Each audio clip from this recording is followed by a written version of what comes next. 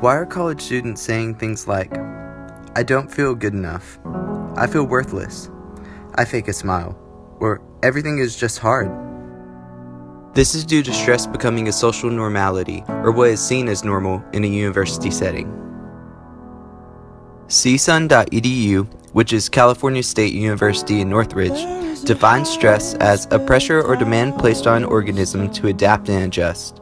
And what causes stress are what are called stressors, which are defined as a source of stress. Stress can be divided into two categories, one which is positive and the other is negative.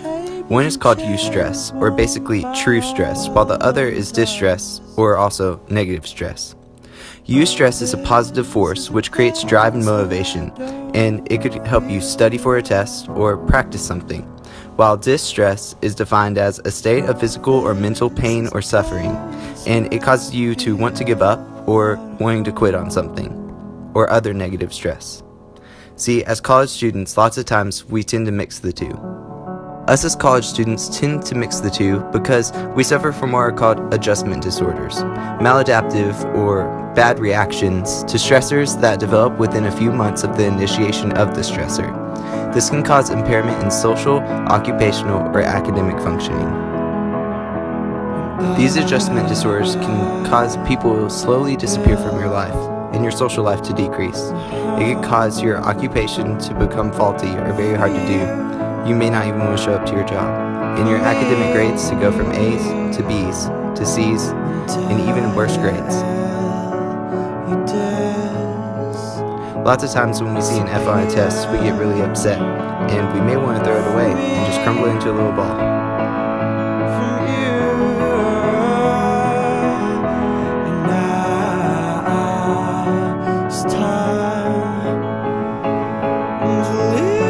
However, others around us don't want to see us do that. They usually show a keep going or you can do it type of attitude. But the problem is that some of them don't even believe that they can do it themselves.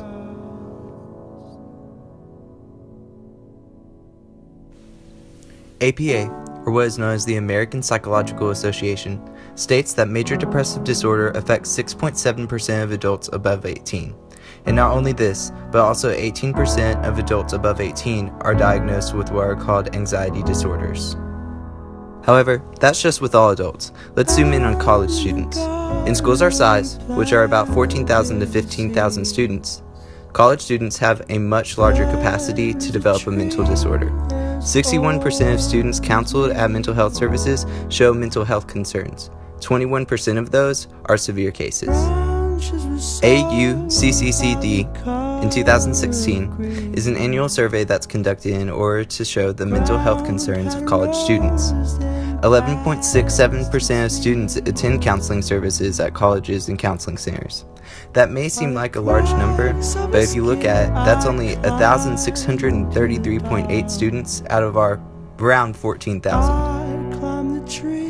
57.1% of colleges say that students' mental health concerns are increasing. That's a very big boost, considering that last year's numbers were a large percent lower, around 10%.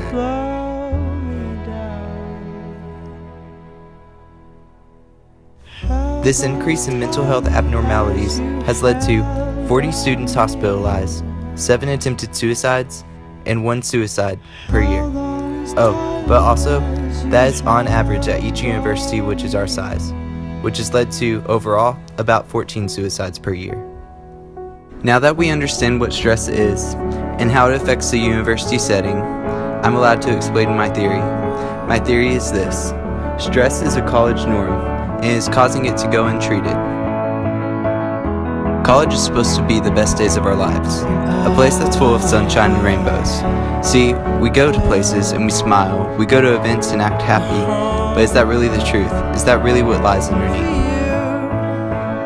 All of our college days being filled with happiness? That's not necessarily the case.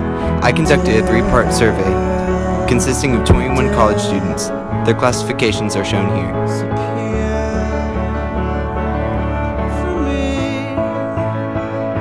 Some statistics from the survey were quite surprising, while others not so much. 100% of the students related stress to academic work, which isn't surprising, but yet 12 out of 21 contributed some of their stress to relationships and friendships, about 57%. However, how they dealt with their stress was quite surprising. 11 out of 21 said that they nap, binge watch Netflix, or still have no method to cope with stress, which can equal to unhealthy habits. 8 out of 21, or a little over 1/3, talked to a friend about their stress, and only 2 out of 21 attended counseling services within the university, and one wasn't even on campus counseling.